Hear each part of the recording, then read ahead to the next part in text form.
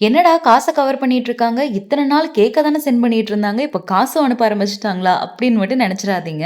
இன்னைக்கு மணி pull out cake நம்மளுக்கு order இருக்குங்க.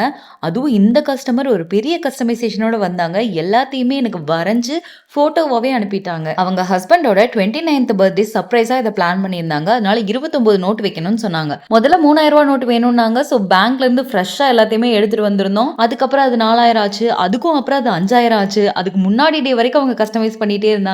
நான் ஒவ்வொரு டைமும் எல்லாத்தையும் ரோல் பண்ணவும், அவங்க சொல்லும்போது மறுபடியும் எடுத்து நோட்டெல்லாம் அரேஞ்ச் பண்ணி ரோல் பண்ணவும், இப்படியே மாத்தி மாத்தி போய்க்கிட்டு இருந்துச்சு.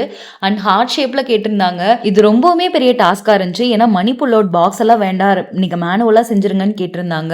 நம்ம மேனுவலா அதை ரெடி பண்ணியிருந்தோம். கேண்டில் பாக்ஸ் வச்சு அதுக்கு மேல அது ஈரம் ஆகக்கூடாதுன்னு அலுமினியம் ஃபாயில்லாம் வச்சு ரோல் பண்ணியிருந்தோம். அண்ட் நம்ம கிட்ட ஹார்ட் ஷேப் இல்லாததுனால நம்ம ரவுண்டை தான் ஹார்ட்டா மாத்துவோம். ஸோ எல்லாமே பெரிய டாஸ்க்கா இருந்துச்சு. இந்த கலர்ல தான் ஃப்ளவர் வேணும். இந்த மாதிரி தான் நீங்க ஹஸ்பண்ட் அண்ட் டாட் போடணும்.